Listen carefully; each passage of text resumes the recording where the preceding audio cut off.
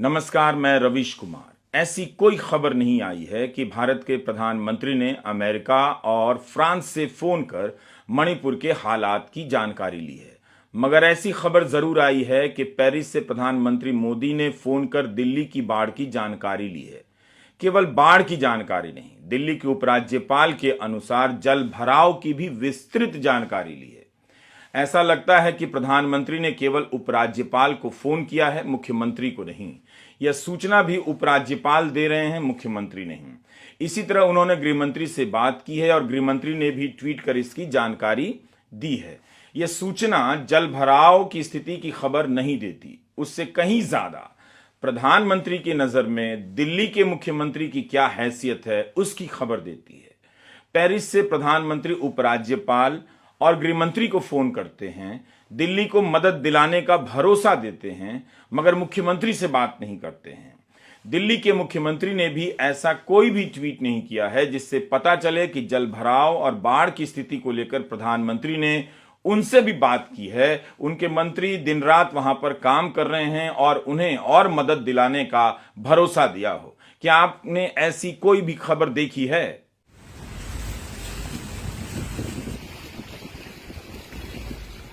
ITO पर जो पानी जमा है उसे हिंदी के अखबारों और चैनलों में जल भराव या जल जमाव कहा जाता है। इस जल भराव की किस्मत मणिपुर के उन सैकड़ों घरों से बेहतर है जिसकी जानकारी प्रधानमंत्री ने न पेरिस से ली न दिल्ली से।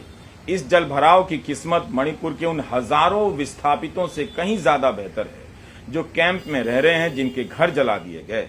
उनके बारे में प्रधानमंत्री ने अमेरिका या पेरिस से फोन कर जानकारी नहीं ली। इस तरह की कोई सार्वजनिक सूचना नहीं है। यहां तक कि अमेरिका और पेरिस की यात्रा के बीच वे दिल्ली भी आए, मगर दिल्ली से भी फोन कर उन्होंने मणिपुर के मुख्यमंत्री से वहां के हालात की जानकारी नहीं ली और ना ही उन्हें दिल्ली बुलाकर हालात की जानकारी ली। इसलिए आईटीओ का यह जल भराव कोई सामान्य जल भराव नहीं है, ये वीआईपी जल भराव है। यह वो त्रासदी है जिसके लिए प्रधानमंत्री पेरिस से फोन कर जानकारी लेते हैं। बेशक दिल्ली की स्थिति चिंताजनक है, मगर मणिपुर तो उनके हस्तक्षेप की मांग कर रहा था, इंतजार ही करता रह गया। मणिपुर के हालात को लेकर यूरोपियन यूनियन की संसद में बहस हुई और बाकायदा प्रस्ताव पास हुआ कि भारत सरकार धार्मिक अल्पसंख्यकों की रक्षा करे। इस दौरान भारत में अभिव्यक्ति की आजादी और मानवाधिकार के हनन को लेकर भी सवाल उठे और चिंताएं जताई गईं। स्वाभाविक रूप से आप यही कहेंगे कि यह भारत के आंतरिक मामले में हस्तक्षेप है, इसके लिए आपको विदेश मंत्री होने की जरूरत नहीं। लेकिन अगर आप विदेश मंत्री हैं तो यह बताने की जरूरत है, और आज तक इस सवाल का इंतजार हो रहा है जवाब का, कि कश्मीर में धारा 370 हटाने के कुछ ही हफ्तों के बाद इसी यूरोपियन यूनियन के सांसदों का दौरा किसने कराया था, क्यों कराया था? क्या वो आंतरिक मामलों में हस्तक्षेप नहीं था? यह उस समय की खबरों की क्लिप है। कोई मादी शर्मा निकल आई जिन्होंने यूरोपियन संघ के कुछ सांसदों को कश्मीर आने का न्योता दिया और वीआईपी मीटिंग का भरोसा भी। यह बात अक्टूबर 2019 की है, जब इन सांसदों का कश्मीर में भारी सुरक्षा के बीच दौरा कराया गया था। उस वक्त यह सवाल उठा था कि ये मादी शर्मा कौन हैं जो इन सांसदों को ईमेल भेजकर भारत आने का न्योता दे रही हैं। ये विदेश मंत्रालय की प्रतिनिधि भी नहीं हैं, किस हैसियत से न्योता दे रही हैं? यूरोपियन यूनियन के सांसद कश्मीर आए और चले भी गए, लेकिन मादी शर्मा कभी मीडिया के सामने नहीं आई। अक्टूबर 2019 में खूब सवाल उठा, मगर आज तक उन सवालों का जवाब नहीं मिला। विदेश मंत्री बता दें कि यह दौरा किसके कहने पर हुआ था, इसमें विदेश मंत्रालय की क्या भूमिका थी, जिससे श्रीनगर के एयरपोर्ट से विपक्ष के सांसदों को लौटा दिया गया। उन्हें कश्मीर जाकर भारत की जनता से ही बात करने और हालात का जायजा लेने नहीं दिया गया। उस कश्मीर में यूरोपियन यूनियन के सांसदों का दौरा कैसे हो गया, किसने कराया? क्या यह आंतरिक मामले में हस्तक्षेप का स्वागत नहीं था? जब आप किसी मादी शर्मा के बुलावे पर यूरोपियन यूनियन के सांसदों को कश्मीर बुला सकते हैं, तब फिर आप जब कहते हैं कि यूरोपियन यूनियन की संसद में जो बहस हुई वह उचित नहीं है, आंतरिक मामलों में हस्तक्षेप है, वो है या नहीं इसे छोड़ दीजिए। क्या यह उचित है कि मणिपुर में 3 मई से हालात खराब हैं मगर भारत के प्रधानमंत्री ने वहां का दौरा तक नहीं किया? आप खुद अपने आंतरिक मामलों की कितनी परवाह कर रहे हैं, उसी का हिसाब दे दीजिए। जल भराव और बाढ़ को लेकर दिल्ली के चुने हुए मुख्यमंत्री से बात तक नहीं करते हैं, उपराज्यपाल से बात करते हैं, मणिपुर के मुख्यमंत्री से बात नहीं करते हैं। विदेशों में नाम हो गया भुनाने वाली सरकार ये बता दे कि यूरोपियन यूनियन की संसद में जो बहस हुई उससे विदेशों में कितना नाम हुआ। बीजेपी के प्रवक्ता जरूर इस मसले पर डिबेट में बुलाए जा रहे होंगे और उनसे यह सवाल पूछा जा रहा होगा। आपको भी कुछ घटनाओं पर विशेष नजर रखनी चाहिए। प्रधानमंत्री नरेंद्र मोदी अमेरिका जा रहे हैं, बाइडेन से मिल रहे हैं, लेकिन ओबामा का बयान आता है कि अल्पसंख्यकों के साथ अत्याचार हो रहा है, प्रधानमंत्री मोदी को रोकना चाहिए। अखबारों में भी इस तरह की बातों को लेकर संपादकीय लिखे जा रहे हैं। उसी तरह प्रधानमंत्री नरेंद्र मोदी फ्रांस में हैं और थोड़ी दूर पर यूरोपियन यूनियन की संसद में मणिपुर के हालात को लेकर चर्चा हो रही है कि धार्मिक अल्पसंख्यकों को निशाना बनाया जा रहा है। यूरोपियन यूनियन की संसद में सांसदों के अपने अपने गुट हैं। 5 प्रकार के गुटों के सांसदों ने इस बहस में हिस्सा लिया, प्रस्ताव पास किया।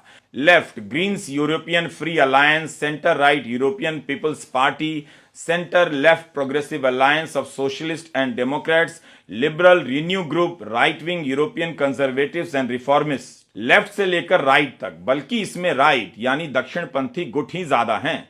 705 सांसदों की संसद में यह 5 गुट मिलाकर 80% हो जाते हैं। इनमें फ्रांस से भी चुने हुए प्रतिनिधि होंगे। इन सभी ने प्रस्ताव पास कर कहा है कि भारत सरकार धार्मिक अल्पसंख्यकों की रक्षा करे। बहस के दौरान सांसदों ने कहा कि भारत के मणिपुर में हालात गंभीर हैं। हिंदू, मैतेई और ईसाई कुकी के बीच टकराव हो रहे हैं। 120 से अधिक लोग मर गए। 50,000 लोगों ने कैंपों में शरण ली है। 250 चर्चों को जला दिया गया। ईसाई धार्मिक संस्थानों, स्कूलों और अस्पतालों को भी जलाया गया। हम सरकार से मांग करते हैं कि स्थिति को काबू में करे। यूरोपियन यूनियन की संसद में बहस हो रही है। अब इसे कोई भारत की कूटनीतिक नाकामी भी नहीं कहेगा। क्या यह प्रस्ताव भारत के प्रधानमंत्री के लिए झटका नहीं है? लेकिन पूछेगा कौन? यूरोपियन यूनियन की संसद में जो बातें कही गई हैं वही बात मणिपुर की जनता भी कह रही है, विपक्ष के नेता भी कह रहे हैं। ऐसा नहीं हो सकता कि आप इन देशों में मान्यताएं लेने जाएं, यहां रहने वाले भारतीयों को जुटाकर सभाएं करें और गांव-गांव में प्रचार करवाएं कि भारत का नाम हो रहा है। इन देशों से पुरस्कार भी ग्रहण करें और उसे इस तरह प्रचारित किया जाए कि नेतृत्व की दुनिया भर में धाक जम रही है। यह सब ठीक है, लेकिन जब यूरोपियन संघ की संसद में मणिपुर को लेकर बहस हो गई, प्रस्ताव पास हो गया, तो आप चुप हो गए। प्रधानमंत्री को फ्रांस की जमीन से ही इसकी निंदा कर देनी चाहिए। जब आप किसी से मान्यता लेते हैं तो उससे आलोचना भी स्वीकार कर लीजिए, ये भी कर लीजिए। यूरोपियन संघ के प्रस्ताव में वही कहा गया है जो कहा जाना चाहिए और जो करना चाहिए कि भारत सरकार वहां हो रही हिंसा में हस्तक्षेप करे, काबू करे। वहां की जनता कहती है। भारत में अमेरिका के राजदूत तक ने कह दिया कि मणिपुर में जो हो रहा है उसे समझने के लिए आपको केवल भारतीय होने की जरूरत नहीं है। यह फ्रांस का अखबार है, बड़ा अखबार है, लामोद। इस अखबार में यह लेख छपा है, शीर्षक ही पढ़ लीजिए कि नरेंद्र मोदी ने दशकों से राज्य प्रायोजित हिंसा को बढ़ावा दिया है। यह संपादकीय तब छपा है जब प्रधानमंत्री पेरिस में हैं, जहां उन्हें सर्वोच्च पुरस्कार दिया गया। विदेशों में भारत को लेकर छप रही खबरों और जो धारणाएं बनाई जा रही हैं प्रचार तंत्र से, उसमें बहुत अंतर है। लामोद के इस लेख में लिखा है कि मोदी के नेतृत्व में भारत एक गंभीर संकट से गुजर रहा है। पत्रकारों, मानवाधिकार कार्यकर्ताओं और एनजीओ पर हमले बढ़ गए हैं। इस पर मैक्रों और मोदी, इन दोनों नेताओं की चुप्पी साफ दिखाई दे रही है। फ्रांस के विदेश मंत्रालय ने कहा है कि भारत और फ्रांस के बीच साझा मूल्य हैं, दोनों का लोकतंत्र से लगाव है। मगर अखबार लिखता है कि यह बात वास्तविकता से बहुत दूर है। मोदी के सत्ता में आने के बाद से सार्वजनिक वातावरण हिंसक हो उठा है। भारत पर लिखने वाले विद्वान क्रिस्टोफर जेफरलट ने लिखा है कि भारत पर दांव लगाना फ्रांस के लिए दूरगामी नीति नहीं हो सकती, बहुत छोटे समय की और छोटी सोच लगती है। भारत चुनावी तानाशाही की तरफ बढ़ रहा है। विदेशों में भारत का नाम हमेशा से रहा है और आगे भी रहेगा, लेकिन विदेशी सरकारों के साथ भले ही प्रधानमंत्री मोदी सहज नजर आते हों, कम से कम इसी तरह पेश भी किया जाता है कि कई देशों के प्रमुखों के साथ उनके निजी रिश्ते हैं, मगर यही काफी नहीं होता। इन देशों में सोचने, समझने, लिखने, बोलने वालों का एक बहुत बड़ा वर्ग है जो भारत को लेकर अब चिंतित होने लगा है। जाहिर है उससे भारत का नाम खराब भी होता होगा, तो इसके लिए जिम्मेदार कौन है आप जानते हैं। यह सब तब छप रहा है जब प्रधानमंत्री मोदी फ्रांस के दौरे पर हैं, ना कि राहुल गांधी हैं। लेकिन क्या इन बातों को बताया जाएगा कि जिस फ्रांस को प्रधानमंत्री मोदी ने बिजनेस दिए, उस फ्रांस के बड़े अखबारों ने उन्हें ही लेकर क्या क्या आशंकाएं जताई हैं। टीवी पर तो वही सब चल रहा होगा कि पेरिस में प्रधानमंत्री का भव्य स्वागत हुआ है, बड़ी संख्या में लोग सुनने आए हैं, मगर सुनने वाले कौन हैं? फ्रांस के लोग नहीं हैं, भारतीय ही हैं। ज्यादातर उसमें भारतीय लोग होते हैं जो फ्रांस में रहते हैं, पढ़ते हैं, वहां नौकरी करते हैं और जिन्होंने वहां की नागरिकता ले ली है, जिन्हें दूतावास के बुलावे पर आना ही पड़ेगा, क्योंकि दूतावास से पासपोर्ट से लेकर तमाम तरह के 100 काम पड़ते हैं। ऐसा हो नहीं सकता कि फ्रांस या लंदन में रहने वाले लोग दूतावास के बुलावे पर नहीं जाएं।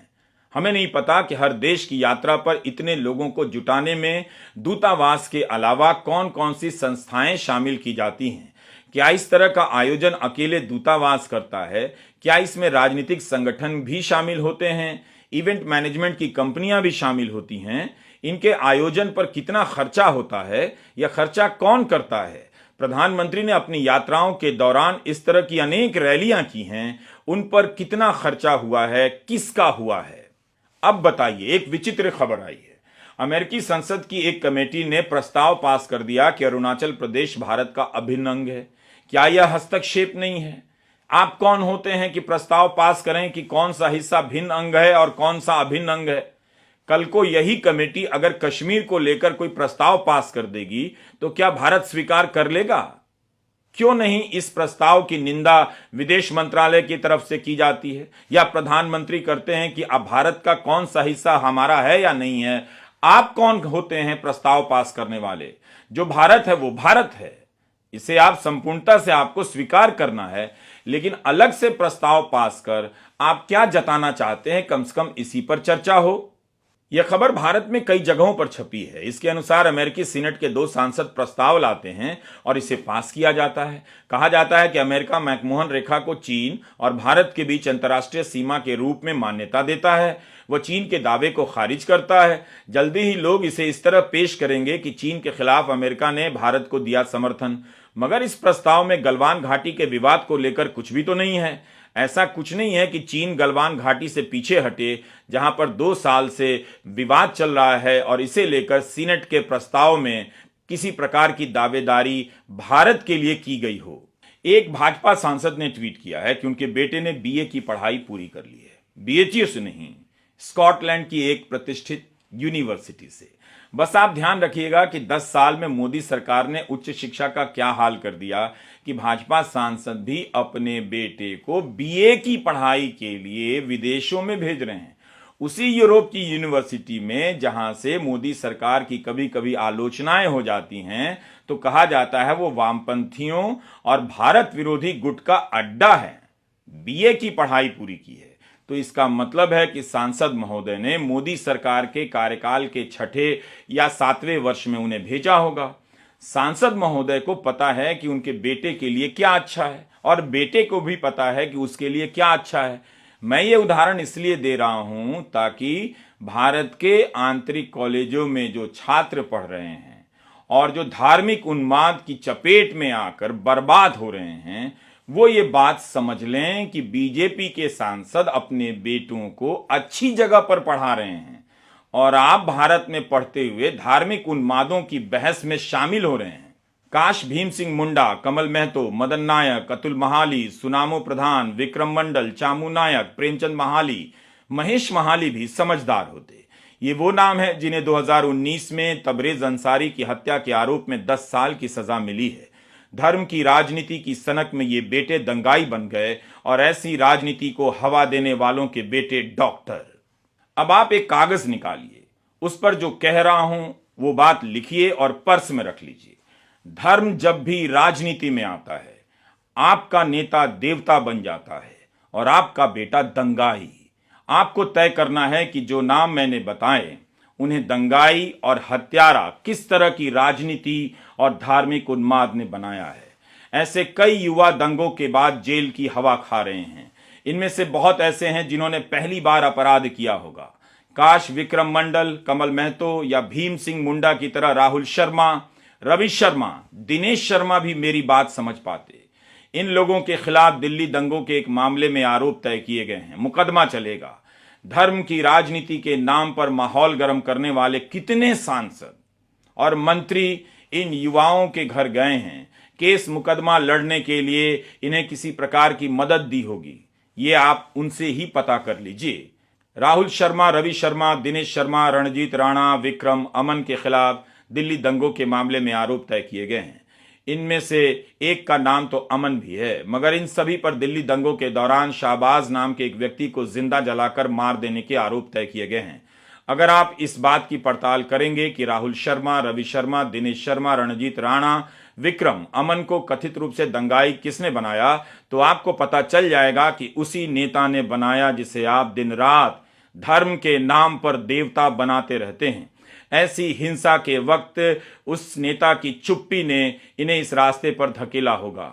दिल्ली की निचली अदालत के अतिरिक्त सत्र न्यायाधीश पुलस्त्य प्रमाचला ने आरोप तय किए हैं।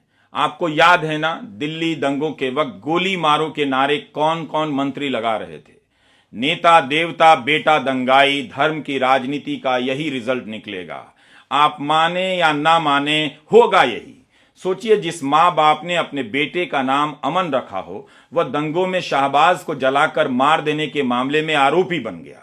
धर्म की राजनीति और राजनीति में धर्म के इस्तेमाल से हमेशा सावधान रहिए।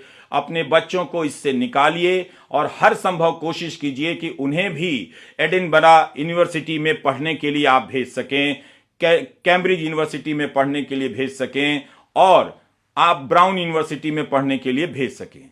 जिस यूनिवर्सिटी का इस्तेमाल भाजपा के नेता और मंत्री अपने बच्चों के लिए नहीं कर रहे हैं, उस यूनिवर्सिटी के चक्कर में अपना जीवन बर्बाद मत कीजिए। व्हाट्सएप यूनिवर्सिटी से सावधान रहिए। सभी के लिए संभव नहीं है विदेश जाकर पढ़ना, लेकिन आपके सामने भारत में जो भी यूनिवर्सिटी है उसे बेहतर करने की लड़ाई तो आप लड़ ही सकते हैं, सवाल तो आप उठा ही सकते हैं। उसी तरह बारिश रुक गई, इसका मतलब नहीं कि दिल्ली में बाढ़ के विस्थापितों की समस्याएं कम हो गई। दिल्ली ही नहीं, हिमाचल प्रदेश, उत्तराखंड में कितनी तबाही आई है। क्या नागरिक अपने स्तर पर मदद के लिए सक्रिय हो रहे हैं? कितनों के घर बह गए, लोग बह गए।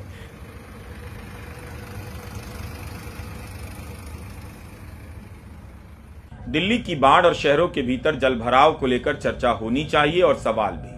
अत्यधिक बारिश तो हर बार होती है, क्या हर बार इस हालात के लिए अत्यधिक बारिश पर ही सब छोड़ दिया जाएगा? फिलहाल फुटपाथ पर रात गुजार रहे इन लोगों के बारे में भी सोचिए।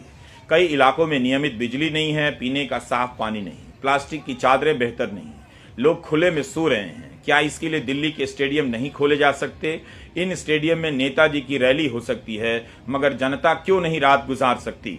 यहाँ के साफ सुथरे शौचालयों का इस्तेमाल क्यों नहीं कर सकती है? दिल्ली का वह हिस्सा जो कम समृद्ध है वो अभी भी परेशानियों का सामना कर रहा है, लेकिन आप सवाल पूछें तो किससे? दिल्ली सरकार के मुख्यमंत्री से? प्रधानमंत्री ने तो कोई जानकारी नहीं ली, उपराज्यपाल से ली। जब अधिकार की बात आती है दावा उपराज्यपाल का होता है, जब सवाल की बात होती है तो सवाल मुख्यमंत्री से होता है। यह कैसे हो सकता है कि जिसके पास अधिकार है उससे सवाल नहीं, जिसके पास अधिकार नहीं है उसी से सवाल? फिर भी सवाल होते रहना चाहिए कि दिल्ली की हालत ऐसी क्यों है। मेरा नाम मीना है और मैं चिल्ला खादर की निवासी हूँ, जहाँ पे अभी बाढ़ आई हुई है मयूर विहार फेस 1 में। यहाँ पे कम से कम 2000 फैमिली जो कि इस बाढ़ के क्षेत्र में फंसी हुई थी, डुबाऊ क्षेत्र में, सभी लोगों का घर ख़त्म हो गया है। कोई मतलब सामान भी नहीं बचा, लोगों को बहा ले गया है सामान। अभी जो लोगों की ज़रूरत है खाने पीने की, और ज़्यादातर ये है कि कोशिश ये है कि ड्राई फूड मिल जाए और उन्हें खाना बनाने का सिस्टम मिल जाए तारपोलिंग के साथ साथ, तो ये सबसे बेस्ट होगा। और दूसरी चीज़ ये है कि यहाँ पे शौचालय वगैरह की व्यवस्था तो बहुत ही कम है, कहीं कहीं पे लगाया जा रहा है, तो वहाँ पे दूरी बहुत ज़्यादा है और नहाने धोने का महिलाओं को सबसे ज़्यादा दिक्कतें हो रही हैं। मेडिकल कैंप कहीं पे भी नहीं लगाया जा रहा है, मेडिकल का कोई भी कैंप अभी तक नहीं लगाया गया। लोग बहुत ज़्यादा तबीयत खराब है, खांसी है, जुकाम है, ये बाढ़ की वजह से बहुत ज़्यादा लोग इस बीमारी से थोड़ा पीड़ित हो रहे हैं। तो हम आपसे अनुरोध करते हैं कि हो सके तो जितना मेडिकल कैंप हफ्ते में 2 से 3 दिन या रेगुलर लगवा दे तो बेस्ट है, जब तक लोग हैं। अब आप ही बताइए, क्या मेरा ये सवाल गलत है? दिल्ली में खेल के इतने सारे स्टेडियम हैं, वहां पर लोगों को क्यों नहीं रखा गया है?